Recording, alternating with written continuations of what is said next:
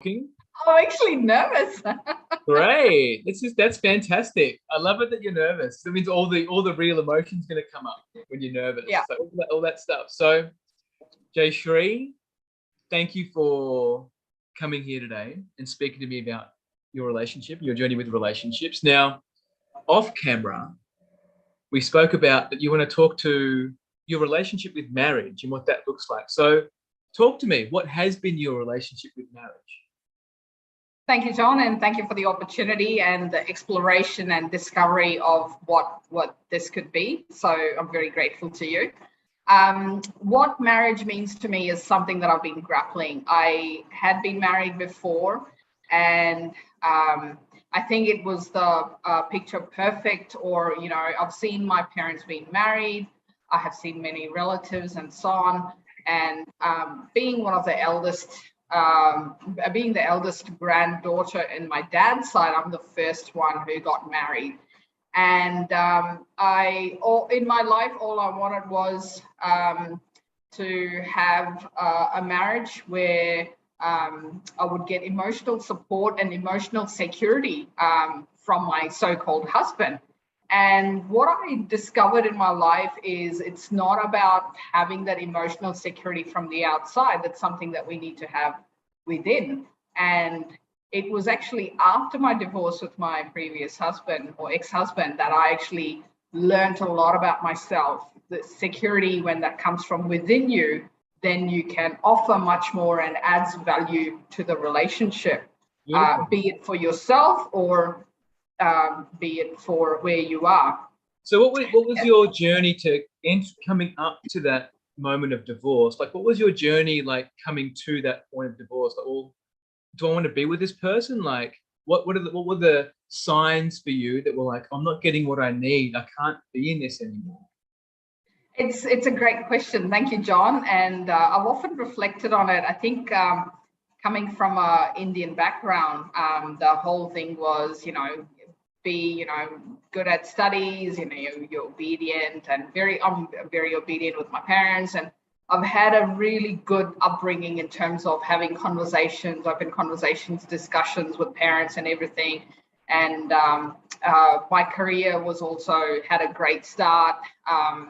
And I've worked hard and done all those things. I've been too good a girl that I've never had a boyfriend before marriage. So it was like everything right from get-go. So I met this person through family, and it was sort of like an arranged marriage. There was some red flags. I ignored them.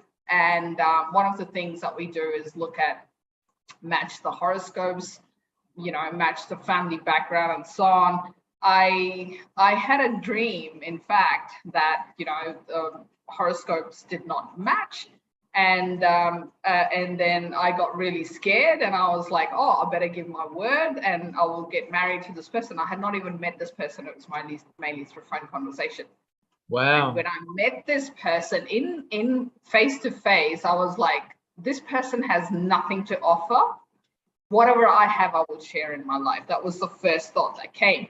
Wow. And it was quite mechanical, logical, nothing to do with feelings, intuition.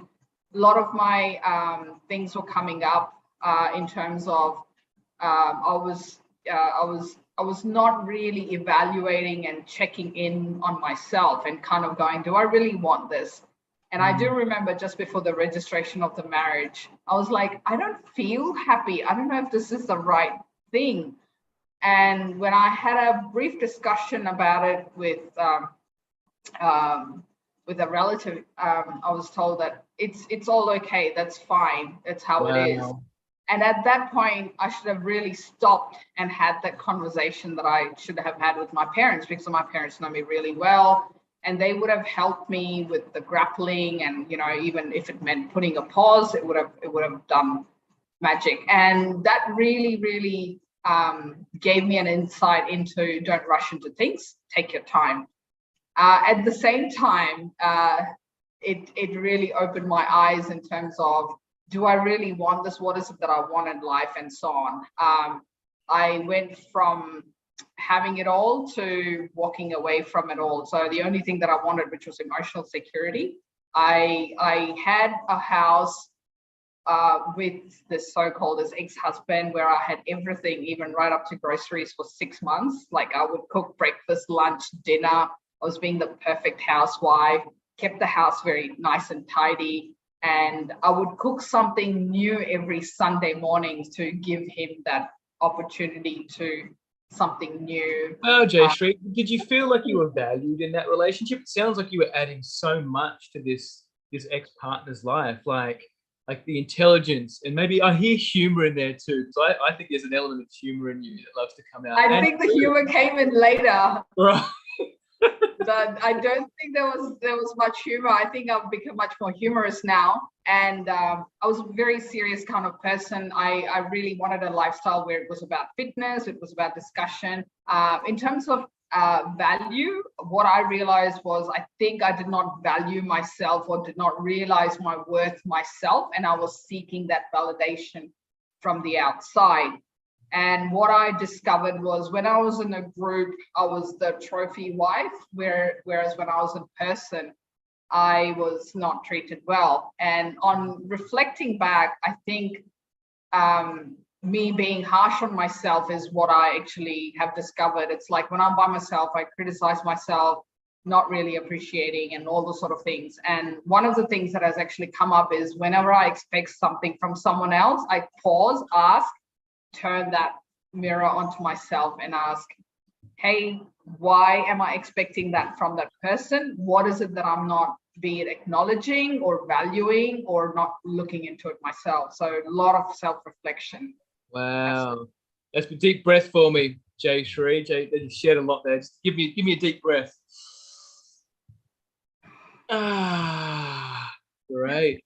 Thank you so much. So yeah, I really hear that journey of marriage for you, like in those early days, like you wanted to be a good girl, and you met this guy, and there was a whole bunch of red flags to you, and you're like, no, I'm just going to go. And you had your Vedic astrology, I'm assuming it was Vedic astrology comparison, and you had a dream about it that it wasn't going to be correct. You had all these intuitive markers that you were like, this isn't right, and you went through with it, and you had all these discoveries for yourself around what you can provide and what you don't want in a marriage. So now that you've kind of got a picture of what you don't want, how exciting is it for you to know what you do want now and look forward into the future?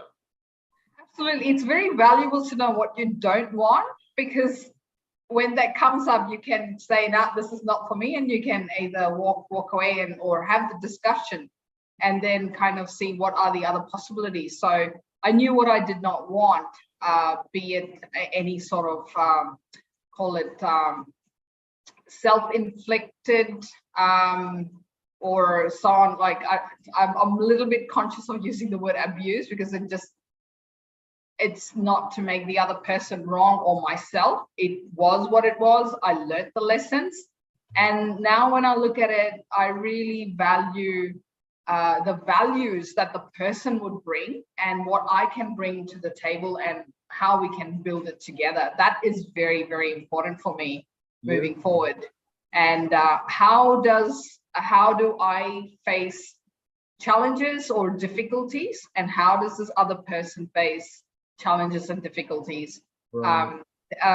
Jay Shetty, he talks about 4 or 5 aspects in relationship. One is intellectual, one is physical, one is spiritual, emotional. So 4 aspects. For me, spiritual and intellectual are extremely important. And through Esther Perel's work, I realized that having that expectation from that one person is too heavy on that. So how do I communicate this? How can I get the support? The whole village. How do I create the village or community for myself? Be it through friends, be it through relatives, be it through new friendship. How can I create that? More so, what is it that I want? Do I know that? And how can I get that support? Only when I know what I want, then I'm able to recognize that in others as well. Yeah. Absolutely. And how can you ask for it if you don't know what you want? I've got a question for you, and it's the last question. if you had a megaphone or a magic way to communicate to everybody on the planet, and you would like to share some gem of wisdom from your relationship journey, like what you told me here today, what you've learned about relationships from marriage to what you want to create to discovering who you are, what is it that you'd like to share with them? Be authentic, have lots of fun, and grow in the process. Sometimes that growth can be painful. Don't be afraid. Come from a place of love rather than fear. So ask yourself a question: what is it that I'm bringing to this relationship? What is it that I'm getting from this relationship? Is there something that I want? Are there any expectations? Have I laid it out? And how can we grow together individually, as a team, as a couple, and as a team? How can we really bring that up together? Yeah. So that was more than one thing. That's perfect. You tied it up perfectly. So what I'm going to do is I'm going to stop the stream, and then we can finish up for a few minutes off camera. How does that sound? Sounds fabulous. Thank you, John. Thanks for this opportunity. You're welcome, Jay. And thank you for making those notes about Esther Perel and Jay Shetty. I love that. I love that little